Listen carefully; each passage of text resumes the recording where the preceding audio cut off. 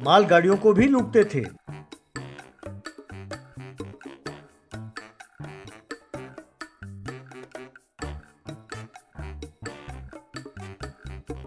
एक बार उस एरिया में रंजीत सिंह नाम का एक पुलिस अफसर आया। वो बहुत ईमानदार था। आते ही उसने गांव वालों को एक जगह इकट्ठा किया और गाँव वालों, आप सब जानते ही हैं कि गब्बर और उसका गिरोह किस तरह चोरी करके लोगों को परेशान करता है। आप लोगों में से बहुत सारे हैं जो उसके चोरी से पीड़ित हैं और कई ऐसे भी हैं जो उसके खबरी हैं। ये लोग पुलिस वालों के प्लान के बारे में उसे पहले ही खबर कर देते हैं और वो चौकन्ना हो जाता है। जहाँ तक मैं जानता हूँ, गब्बर अच्छे दिल वाला इंसान है।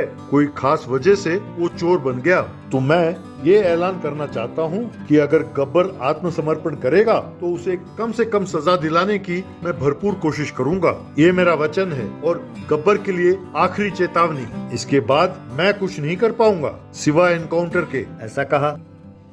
इस तरह इस बात की खबर गांव के कुछ लोगों ने ले जाकर गब्बर को गुफा में जाकर बताया। तब गब्बर, दोस्तों, मुझे इंस्पेक्टर रंजीत की बातों में यकीन है। मैं जानता हूँ वो जैसा कहते हैं वैसे ही करेंगे। मेरा ये सोच है कि हम जाकर आत्मसमर्पण कर दें और थोड़े दिनों में छूट कर आकर अच्छी जिंदगी गुजारते हैं। आप लोगों की क्या राय है दोस्तों? ऐसा पूछा। तब गिरोह के बाकी सदस्य भी मान गए।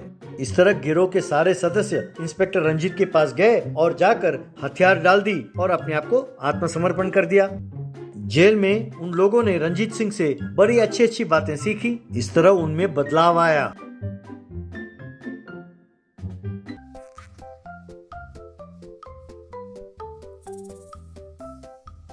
यूं जेल में सजा काटने के बाद गब्बर और उसके साथी जेल से छूटकर बाहर आए। उन्हें लेकर रंजीत सिंह गांव में आया।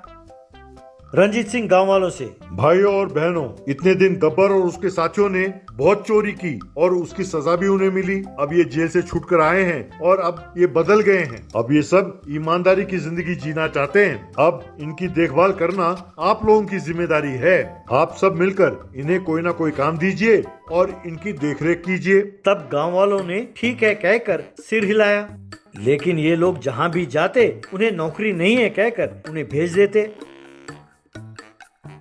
एक दुकानदार, गब्बर भाई, मैं नहीं जानता कि आपको मैं ये बात कैसे कहूँ। आप लाख कोशिश कर लो, आपको कोई काम नहीं देने वाला। आप लोगों ने काम ही ऐसा किया कि लोग आपको कभी माफ नहीं करेंगे। आप समझने की कोशिश कीजिए गब्बर भाई। ये सुनकर गब्बर और उसके साथी बहुत दुखी हुए। तब गब्बर ने अपने साथियों से, साथियों, अगर हमें इनका विश्वास जीतना हो और अपने भूख को मिटाना हो तो कोई ना कोई काम तो करना ही होगा। कहकर क्या करना है ये उन्हें बताया। इस तरह उन सब ने मिलकर एक जेल रेस्टोरेंट खोला। गब्बर और उसके साथियों ने पुलिस वालों की वर्दी पहनी। इंस्पेक्टर रंजीत ने उस जेल रेस्टोरेंट का उद्घाटन किया। गब्बर, सर, जब हम जंगल में थे तब हमने खाना पकाना सीखा और जेल में खाना और अच्छी तरह बनाना सीखा सर। इसीलिए हम ये रेस्टोरेंट चला रहे हैं सर। अगर लोग आकर इस होटल में खाना खाएं तो ये हमारे लिए बहुत बड़ी बात होगी सर। हमने एक छोटा सा नियम रखा है कि जो भी यहाँ खाने के लिए आएगा वो कैदियों की वर्दी पहनेगा। सर, आपको भी कैदी का वर्दी पहनकर ही यहाँ खाना खाना होगा सर। यूं हंसते हुए कहा। तब रंजीत सिंह कैदियों का वर्दी पहनते हुए, गब्बर, तुमने मेरे बात को सम्मान करते हुए आत्मसमर्पण किया। इस बात की मुझे बहुत खुशी है। साथ साथ इस बात का भी दुख है कि गांव वाले तुम लोगों पर भरोसा नहीं करते। ये समाज ऐसा ही है, ये कभी नहीं बदलता। कहकर उसने गब्बर के कंधे को थपथपाया। रेस्टोरेंट नया नया खुला था। लोग धीरे धीरे आने लगे। वहाँ कैदी के वर्दी में ग्राहक बैठते तो गब्बर और उसके आदमी पुलिस के वर्दी में उन्हें खाना परोसते।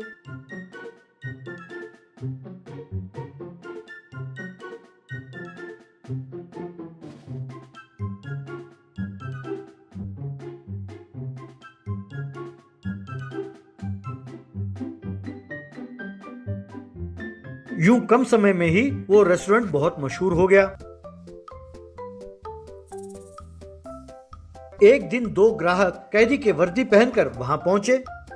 तब गब्बर उनके पास पहुंचा और, सर, यहाँ के बजाय अंदर सेल में बैठेंगे तो वहाँ एसी है, आप आराम से खा सकेंगे। क्या आप वहाँ बैठना पसंद करेंगे सर? ऐसा पूछा। उन दोनों ने ठीक है कहा। फिर जैसे ही वो सेल के अंदर गए, गब्बर ने तुरंत गेट बंद किया और रंजीत सिंह को फोन लगाया। रंजीत सिंह पुलिस के साथ आया और उन दोनों को कैद कर लिया। गब्बर, सर ये दोनों जेल से भागकर जेल के वर्दी में ही यहाँ पहुँच गए थे सर। मुझे शक हो गया इसलिए इन्हें पकड़ लिया। एक चोर दूसरे चोर को आराम से पहचानता है ना सर।